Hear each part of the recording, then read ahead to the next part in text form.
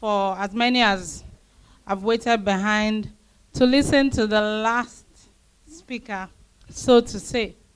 Well, I'm a Yoruba woman, and there's a Yoruba adage that says, Egunla. So, to non-Yoruba speakers, I apologize. It means, it is the big masquerade that comes out last. So, just as the introduction has been, I play in the maritime and downstream oil and gas sector, and I've been a player there since 2004 till date. So I just want to tell you how, we're talking about the blueprint. I mean, beyond following the blueprint is to become the blueprint. That is the person that others will look up to using your template to become great as well. So I just wanted us to note it. Yeah, well, before I worked in banking for some years before I started this business with my business partner. And there was a particular day, someone asked, what I do for a living. And I told him to guess.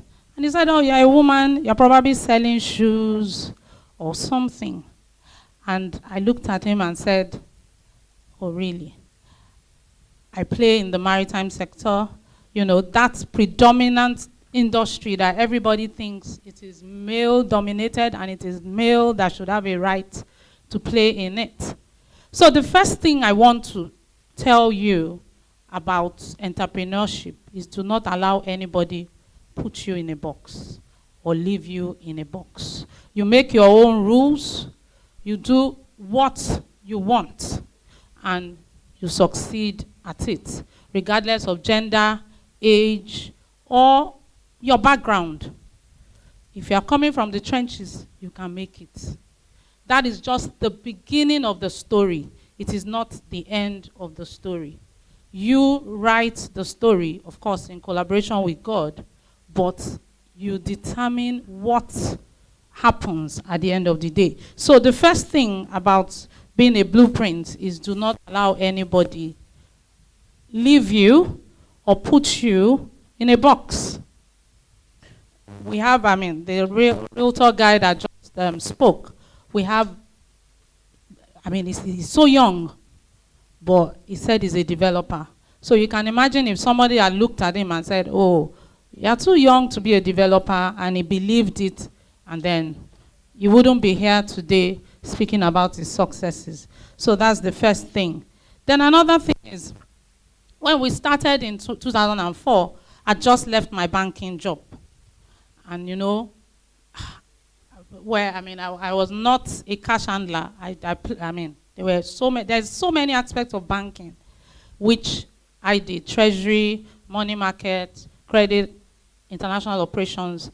And so that prepared me for the business space that I was going to launch into. Because when you're talking about maritime, when you're talking about oil and gas, it is very international in nature, and it is broad and big. And you have to have your financial wits about you as well. Because eventually, when you scale, you will not be playing small. You would have to, at some point, have some financial backing. So that's why the economist guy said there's a difference between accountants and finance managers. So if you have, even if that's not your background, try and know a little bit about things like that when you want to run a business, so that people don't run rings around you. People appoint accountants thinking they would, advise them in what to do and all. And he said there was someone that did not even know the difference between debt and equity and everything. And, as a banker, there was an opportunity, and I went for it with my business partner. But I know it's a cliche when people say they started with zero capital, but it is possible. it is possible to start with zero capital. Yeah, and yeah, then because what happened was that my partner used to work in a maritime company, so there was a lot of goodwill. That's where, people talked about character. Banky W talked about character. Funke talked about character. Building character. With character, you get a lot of goodwill, and goodwill is capital itself. You can turn it into money eventually. That is, people know you are reliable, you are good at what you do, you can make things happen. And then when you live wherever you are and you form your own company, those people will follow you. And follow you with their money, because they know you have performed where you are coming from. So my partner used to work in a maritime down sector company, and then with my own banking expertise and drive for entrepreneurship, we started with zero capital. So the goodwill, we approached commercial banks at some point, but the Nigerian commercial bank does not want to help a startup. They want to see that you have already at a stage, then they come in. So when we approach commercial banks, they'll come and tell you to open accounts with them, and then that is all. And you tell them, oh, this is our need, this is what we need right now, and then they go AWOL. The financial, the finance house that helped us is not a commercial bank. It's a savings and loans that saw what we were doing and came to partner with us.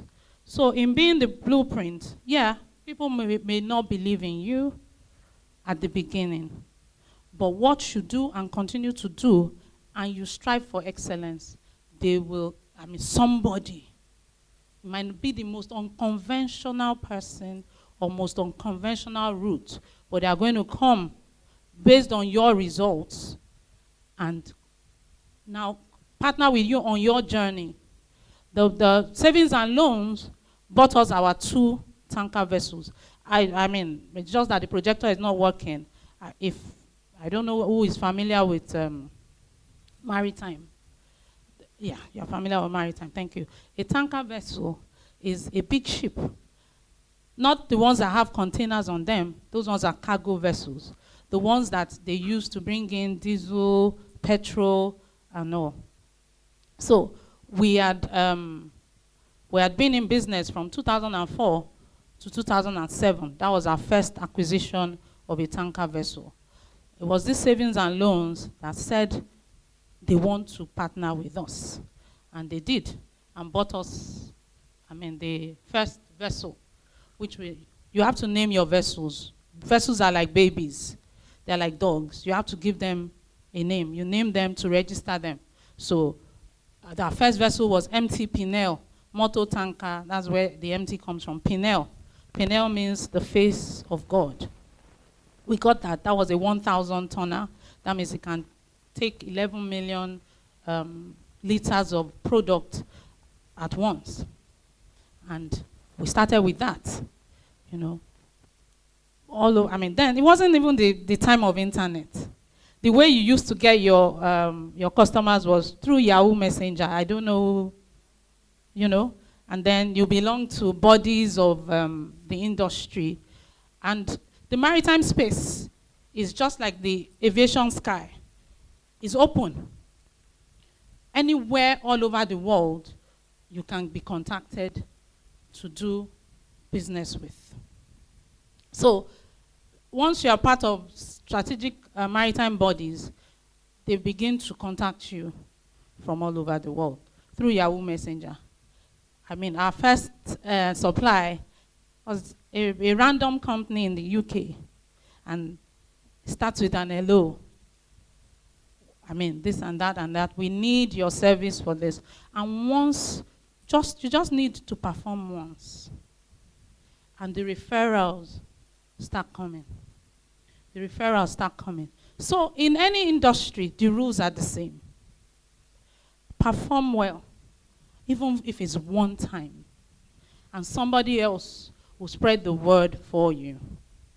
And then you need goodwill. That is wherever you are right now, whether you're an employee or volunteering. We heard a lot of volunteering that people did and pushed them to where they are right now. Do it well. You know, Funke said something that it would distract her if she was on LinkedIn constantly looking for work. But because she was excelling where she was rooted, the opportunities kept on coming. It was now for her not to bother about them.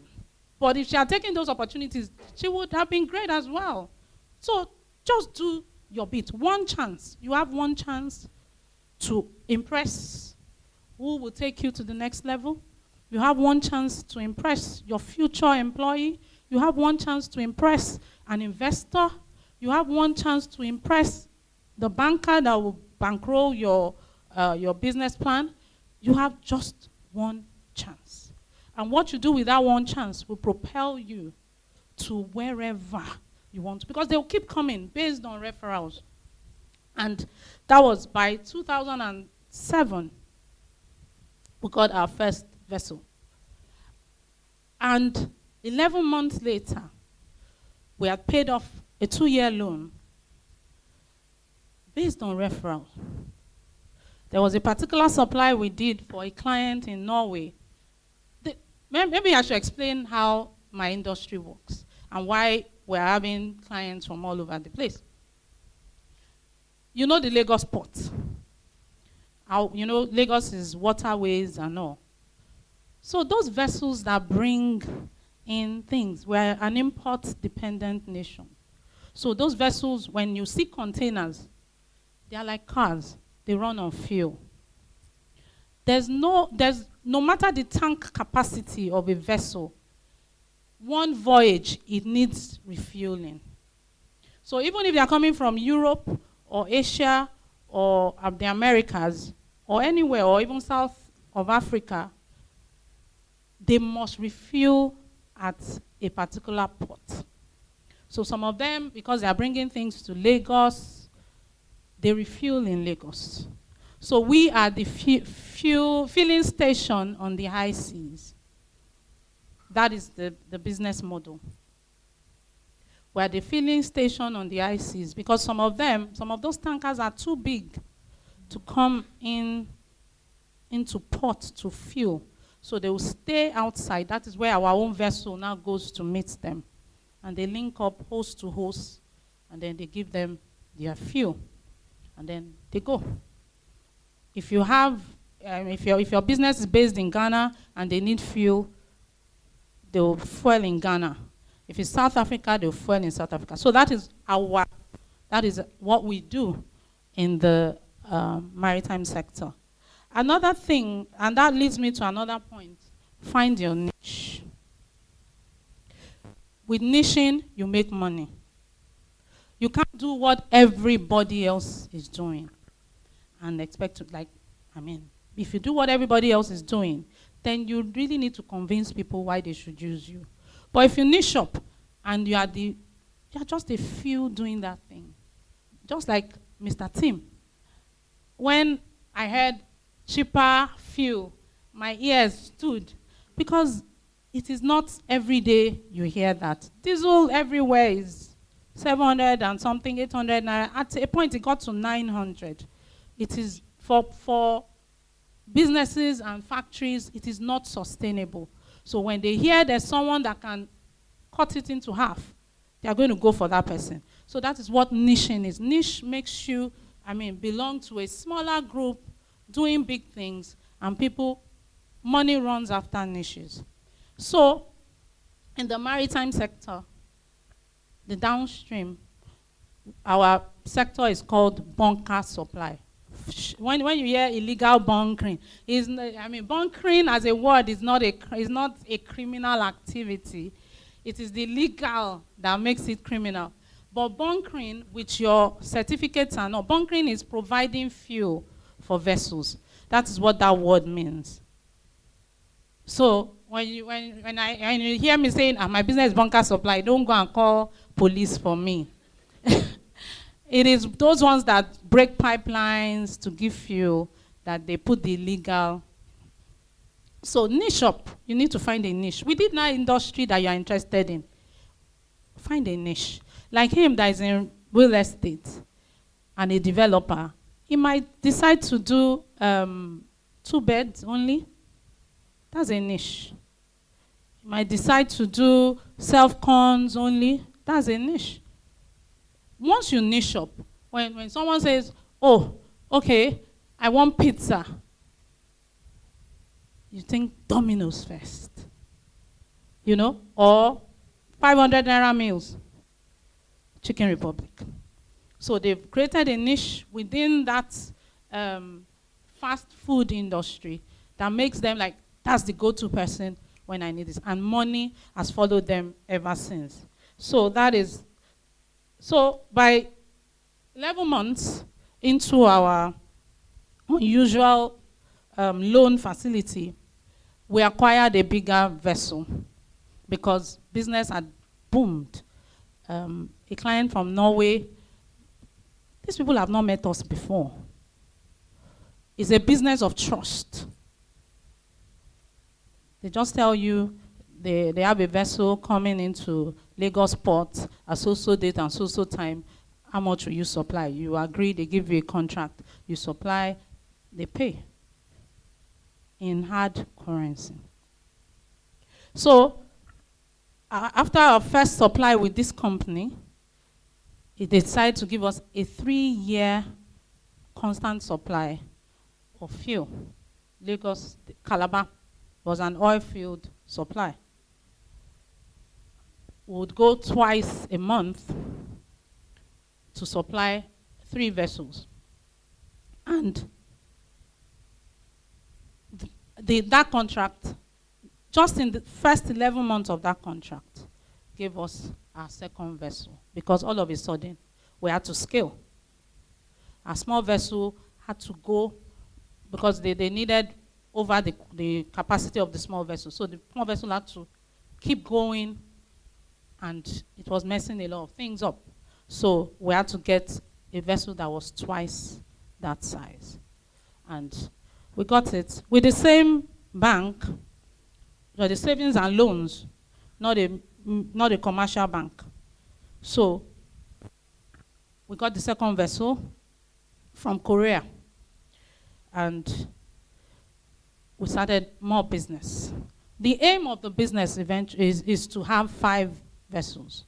So we are still on 2 because of how Nigeria is. Most times now, they go to our neighboring countries to get fuel, But we are still maintaining a bulk of our clients. So that is that for now. But what am I using these stories to say? Is that you can start from scratch. You can start from scratch. Like what Tim said, don't ever let anyone tell you that this Nigeria, you don't finish.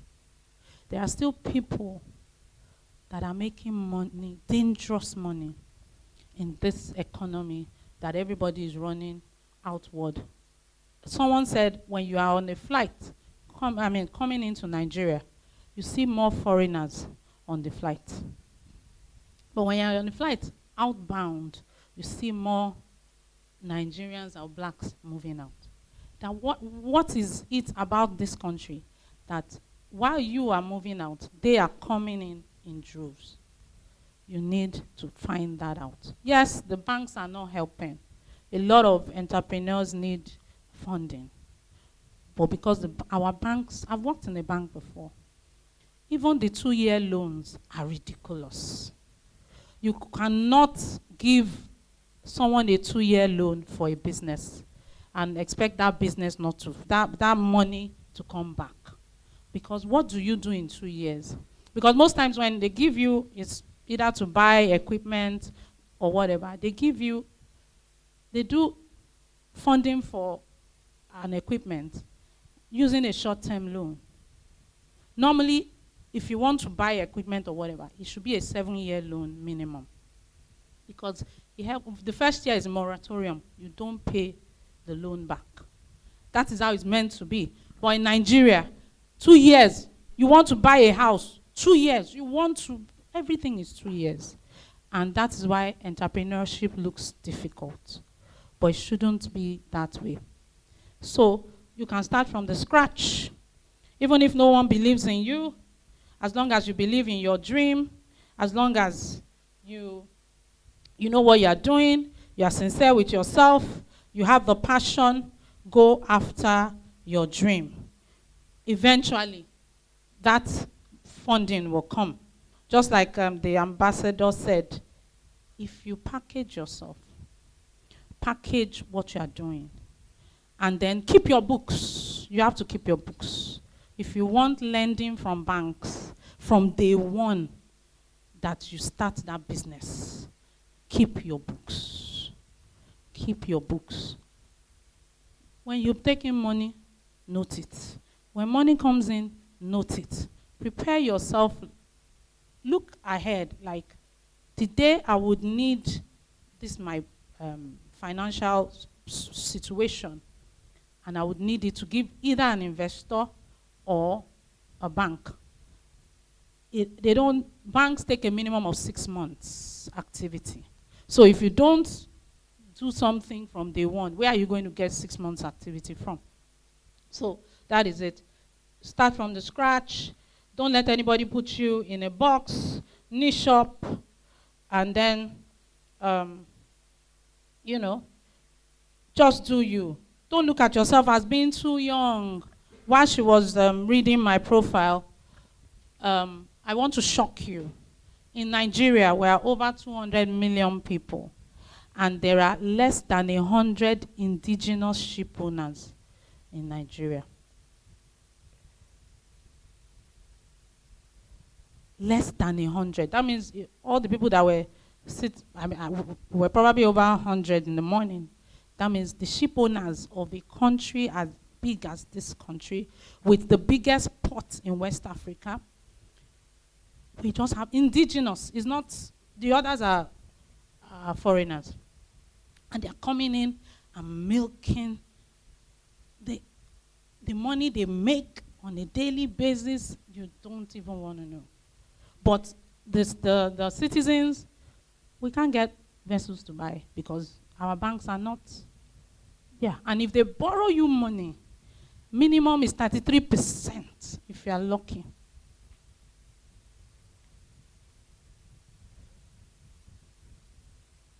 So you are buying an asset, they are giving you 2 years to pay. You can't compete with the foreigners.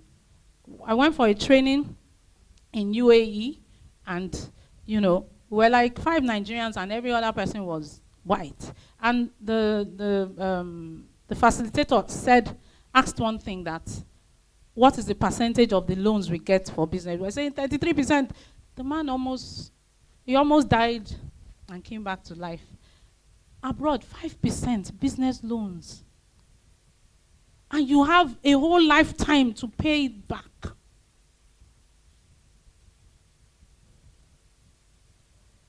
So you are now going to bid for the same contracts with someone that has imported capital to do business at 5%, you 33%, he has 15 years or 20 years to pay back. You have 2 years that I started counting.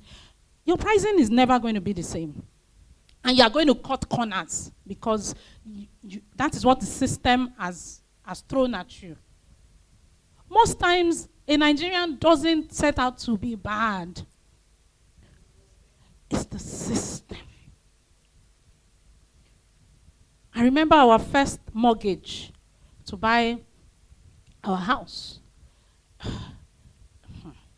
Ridiculous terms by a bank. But we wanted to buy the house, we took it. 5 years to pay back. We were paying back a million plus a month. And every quarter, 3 million.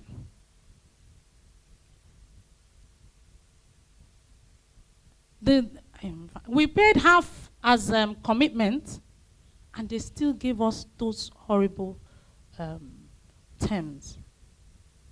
It's the same thing for genuine business people. Abroad, they would, if you walk into a bank abroad in the morning, by the time you are walking out of that bank, you have your offer letter in your hands. You don't do banking. Thank you.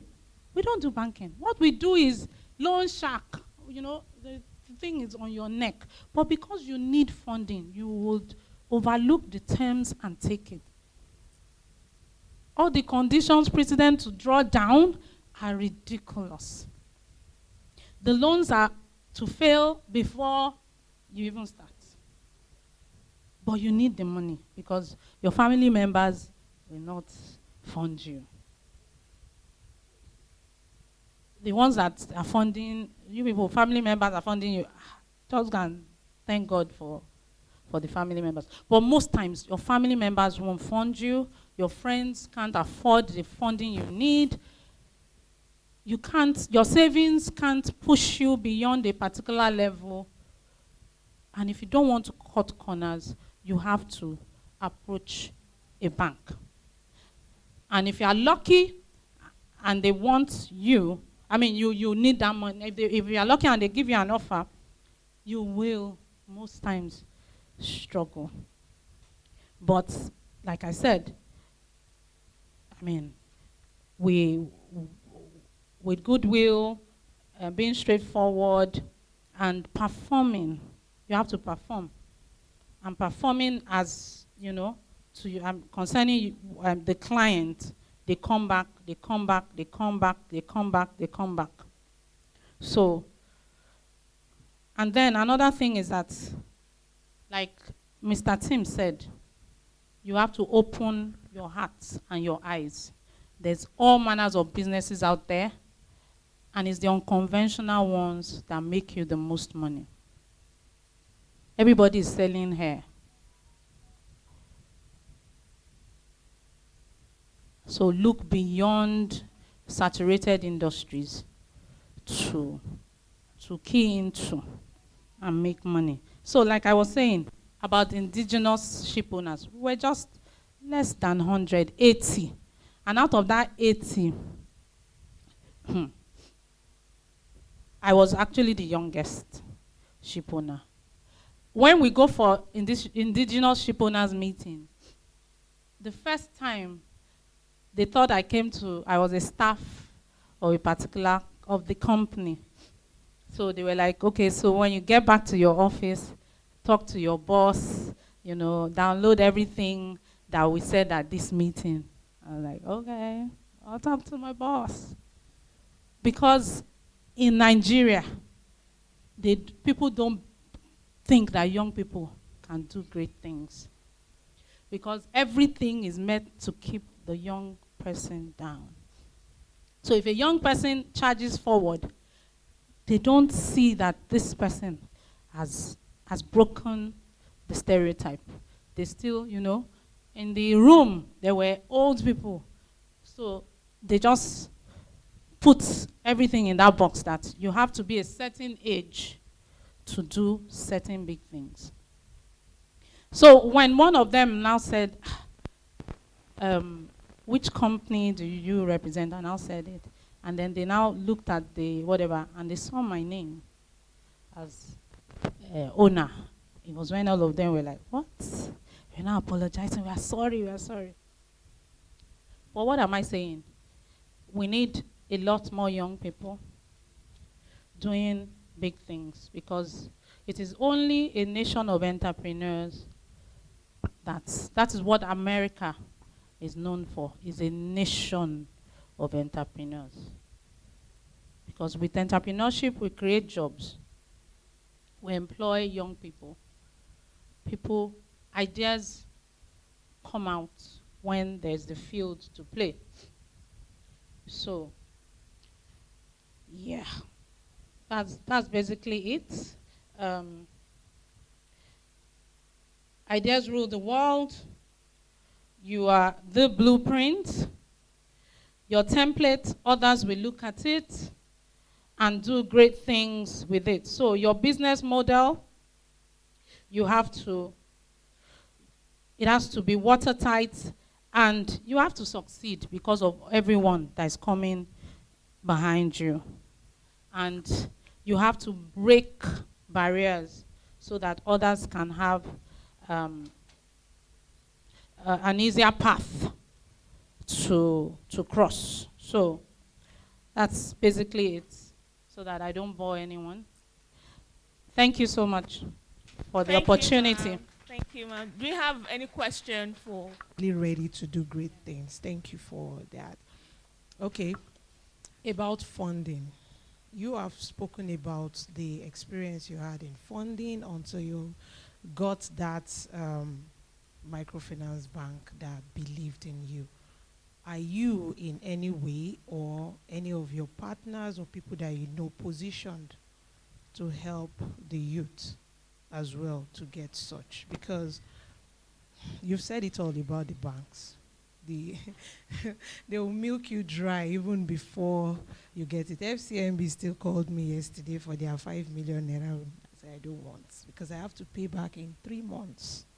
Yes, 5 million naira you pay back in 3 months. So Unless you have a gun, that's when you can pay 5 million in 3 months. That's how dangerous bank. So Yeah. I'm looking at where entrepreneurs that have been here, yes, some people who want to abuse it, there can be set standards, rules, regulations, or criteria to select, but whereby people like you have put out some fund somewhere that you know it cannot harm you. Let's say I have 5 million naira, I've put 1 million naira that people can get 100,000 naira each and can pay back maybe in 1,000 naira for a long period of time. That will be convenient for them to do something like building sustainability, giving back to the society.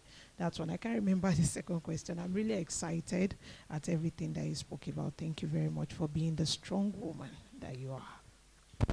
Thank you. Thank you for the huge compliment. Yeah, eventually, because of our own experience, because no one wants to help the small or medium scale entrepreneur.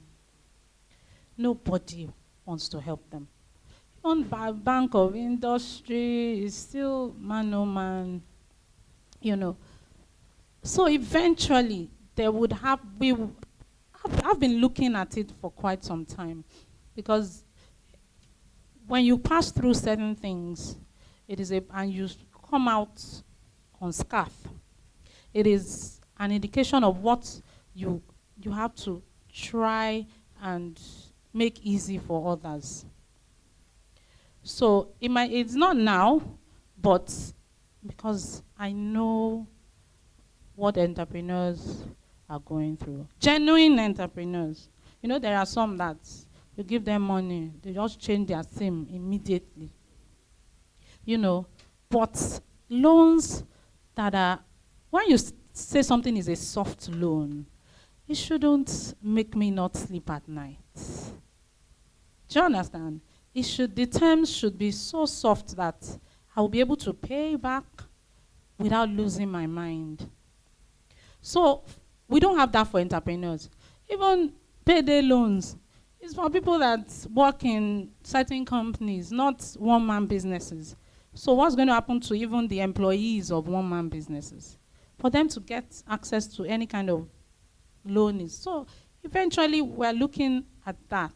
If we can give entrepreneurs, because what people don't know is that small-scale entrepreneurs are actually faithful. They pay back loans faithfully because they don't want anything to taint their small, their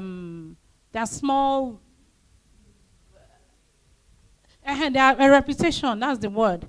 But banks pass on that. There's even a bank way back then. I don't want to mention their names. Those ones even went tribal on us. They came for a meeting, and they met us and all. They saw our books. No, I don't want to say it. We're on camera. No, no. They went tribal on that. That was a long time ago. It's not that bank you're talking about. But that was a long time ago. Before we even bought our vessel, our numbers were good. And, they were just close to our office then in Adeniji Jones. And they came around saying, oh, the manager wanted to see us. We said, okay, come. And they came, sat for how many hours? We're talking about the business. And they said they'll get back to us. So one of them was the one that squealed on us. That everything pointed to the fact that they should partner with us. But because we are from a certain tribe, and all our directors are from a certain tribe, that if only we had one person from a particular tribe on our board, then maybe. So, that one too is there. There's a lot being thrown at the Nigerian entrepreneur. And that is why when you break forth and succeed, they should give you. What the Banky W say that we should hug ourselves. We need that hug like on a daily basis. Every morning, when your company is still standing, just give yourself a pat on the back. You're doing great. Don't. So with that, the idea of financing, it's in the works and all, and we must liberate the Nigerian entrepreneur, and we must do great things, and we must all succeed together.